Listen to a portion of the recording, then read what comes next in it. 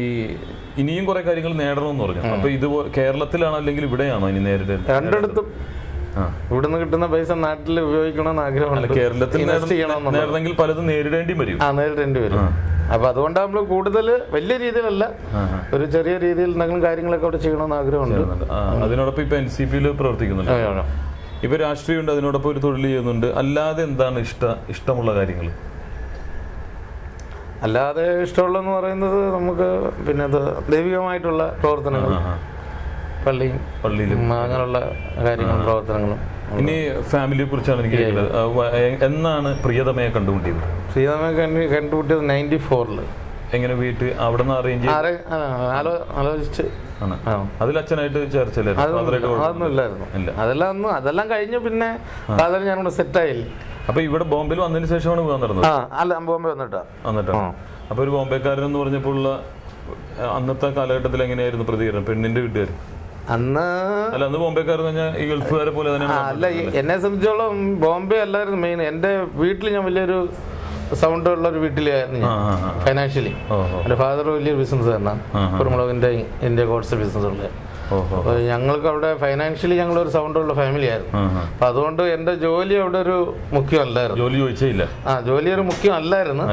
ഞങ്ങളുടെ ഫാമിലി ബാക്ക്ഗ്രൗണ്ടിൽ തന്നെ നമുക്ക് പെണ്ണ് തരാൻ പറ്റുന്ന ഒരു അന്തരീക്ഷമായിരുന്നു. അപ്പൊ അതുകൊണ്ട് പിന്നെ ജോലി അവര് തിരക്കായിരുന്നു. അന്നൊന്നും നമ്മൾ ഇത്ര സൗണ്ടിലായിട്ടില്ലായിരുന്നു.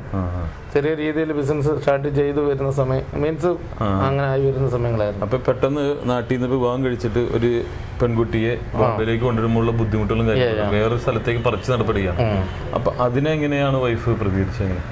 പുള്ളിക്കാരിക്ക് അതിന് അത്രമാത്രമുള്ള പ്രയാസം ഉണ്ടായില്ല. കാരണം വെച്ചാൽ പുള്ളി വരുമ്പോൾ ഞാനിവിടെ അറേഞ്ച്മെന്റ്സ് ഒക്കെ നല്ല രീതിയിൽ ചെയ്തിട്ടുണ്ടായിരുന്നു. ഒരു 2 bedroom ഒക്കെ ആയിരുന്നു അന്ന്. അത് റെന്റിലായിരുന്നു, അന്ന് സ്വന്തമായിട്ടില്ലായിരുന്നു.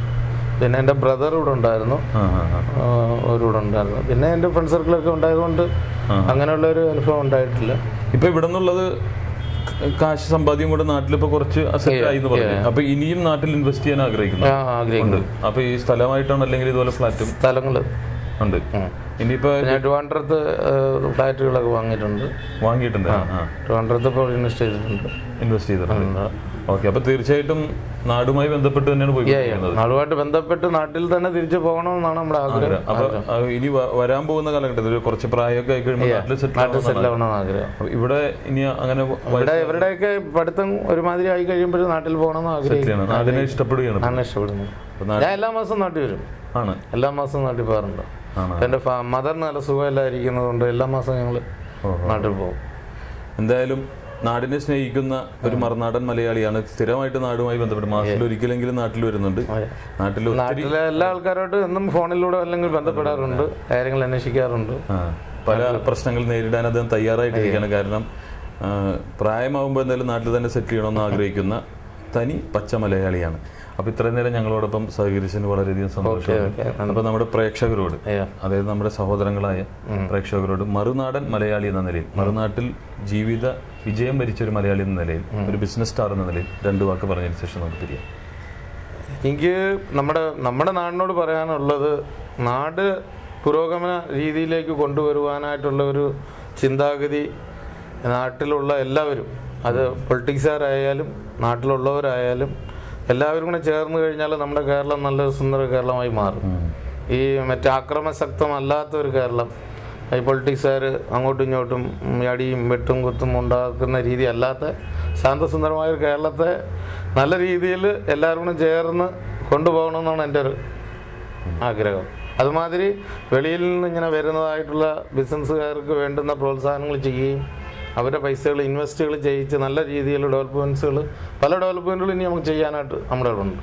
അതൊക്കെ ചെയ്യാനായിട്ട് നമ്മുടെ കേരളത്തിന് സാധിക്കും.